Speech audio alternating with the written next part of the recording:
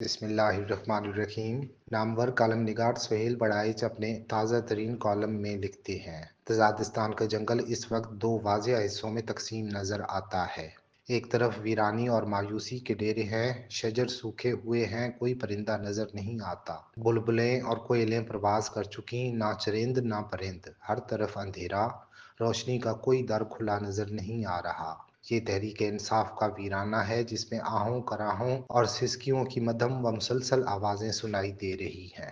جنگل کا دوسرا حصہ ہرا بھرا ہے، پھول کھلے ہوئے ہیں، سبزے پر بہار آئی ہوئی ہے، تتلیاں پھولوں پر منڈلا رہی ہیں۔ عقاب اور شیرنی دونوں جنگل کے نگہبان کے چمکتے اور منیر راہوں پر باری صدقے جا رہے ہیں۔ حکومتی حصے میں سب اچھا چل رہا ہے، اکانومی اور استحکام میں بہتری کے ترانے گائے جا رہے ہیں۔ جنگل کا شہباز اب اس قابل ہو گیا ہے کہ وہ جنگل کو قرضوں سے نجات دلانے کا دعویٰ کرنے لگا ہے۔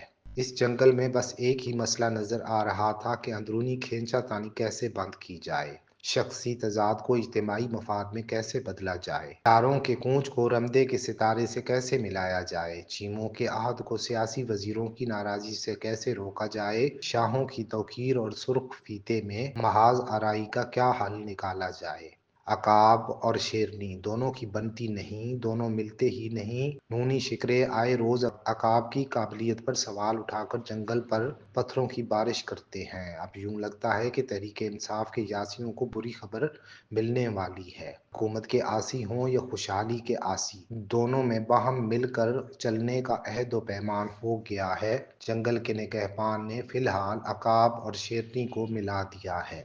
نگہبان کے لیے عقاب بہت اہم ہے۔ نگہبان کی جان گو عقاب میں نہیں مگر عقاب نگہبان کا پسندیدہ ہے۔ اب تک نگہبان نے جو بھی انتخاب کیے ہیں ان میں سے عقاب سب سے قابل نکلا ہے۔ اس نے دن رات محنت کر کے اپنی دھاک بٹھا دی ہے۔ وہ اس قدر تیز ہے کہ اس کے سامنے سب کی سپیڈ ماند پڑ گئی تھی اور وہ ایک جن کی طرح پلک جھپکتے میں پل اور بلڈنگز بنا رہا ہے کہ سب دنگ رہ جاتے ہیں۔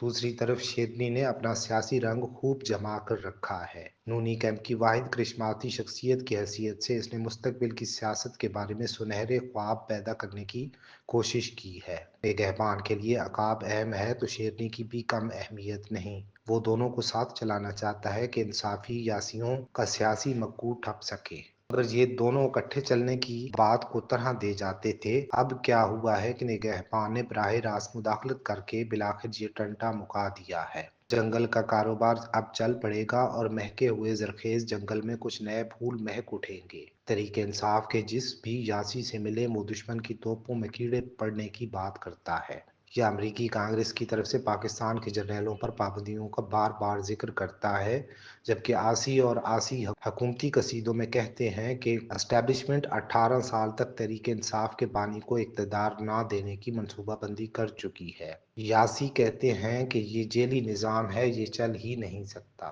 آسی کہتے ہیں کہ 2018 کا نظام بھی تو ایسا ہی تھا۔ جب کوئی روڑا کوڑا تحریک انصاف سے کہتا ہے کہ وہ اپنی جمہوری غلطیوں کا اعلان کرے اور عوام سے معافی مانگے، آئندہ ان غلطیوں کے نہ کرنے اور جمہوری اصولوں پر سختی سے کاربند رہنے کا وعدہ کرے، تو کوئی جواب نہیں آتا کہ یہ کالا کوا بقلم خود منڈیر پر بیٹھ کر بار بار اعلان کرتا ہے کہ ملک میں استحکام کے لیے سیاسی مفاہمت انتہائی ضروری ہے تاکہ معاشی اور سیاسی استحکام مل کر دیرپا اور پائیدار خوشحالی کا راستہ ہموار کریں۔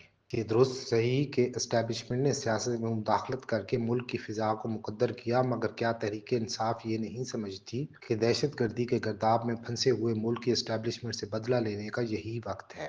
بہتر ہوتا کہ تحریک انصاف دہشت گردی کے خلاف ہونے والے سیکورٹی کونسل کے اجلاس میں جاتی اور ملک کے جمہوری نظام میں غلطیوں کی نشاندہی کرتی اور اپنی مشکلات کو ختم کرنے اور اپنے اسیروں کی رہائی کی شرط عائد کرتی۔ اگر ریاست ان کی شرائط نہ مانتی تو وہ کہہ سکتے تھے کہ ہمارے جمہوری اور حقوق نہیں ملتے، تو ہم سیکورٹی کونسل کے جمہوری اور سیاسی ادارے میں غیر مشروط حمایت کیسے کر سکتے ہیں؟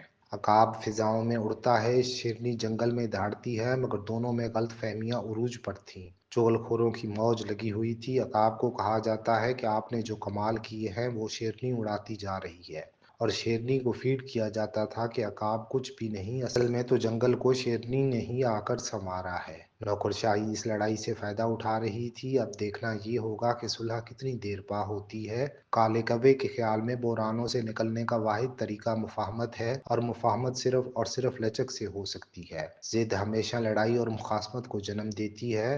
دنیا کے بڑے بڑے مثبت فیصلے لچک سے ہوئے ہیں۔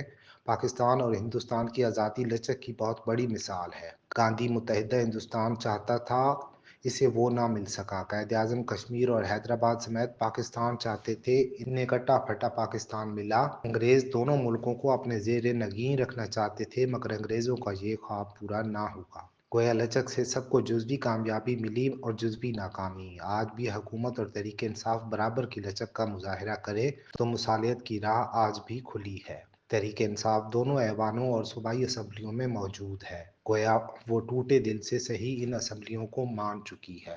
اسے انتخابات پر ہزار اختلافات ہیں، مگر وہ ان ایوانوں کا حلف لے چکی ہے، پارلیمانی کمیٹیوں کا حصہ ہے، مراعات لے رہی ہے۔ اگر وہ آئندہ انتخابات کے منصفانہ اور غیر جانبدارانہ ہونے کا وعدہ لے لے اور موجودہ سسٹم کو تسلیم کر لے تو اگلی حکومت ان کی ہوگی۔ شاید اس طرح تزادستان دوبارہ جمہوری پٹری پر چڑھ جائے، جنگل اور ویرانے ایک ہو جائیں، ویرانے کی بربادی بھی زرخیزی میں بدل جائے۔ شیرنی کا بڑا پن تھا کہ وہ عقاب کے گھونسلے پر پہنچ گئی۔ عقاب نے بھی خیر سگالی سے استقبال کیا۔ یوں ایک ذیلی جنگل کی کہانی اختتام کو پہنچی۔ دیکھنا یہ ہوگا کہ اس اہم سیاسی پیش رفت کے جنگل پر کیا اثرات پڑیں گے۔ نگہبان تو لازماً خوش ہوگا کہ اس کے دو اہم اثاثے شیر و شکر ہو گئے ہیں۔ دیکھنا یہ ہوگا کہ کیا اس کے بعد بھی نونی شکروں کی عقاب پر سنگ زنی جاری رہے گی یا تھم جائے گی۔ کیا آنے والے دنوں میں عقاب اور نونی بوڑھے شیر کی ملاقات ہوگی، اور کیا صلح پسند شہباز اس میں کوئی کردار ادا کرے گا یا نہیں؟ پردہ اٹھنے کی منتظر ہے نگاہ۔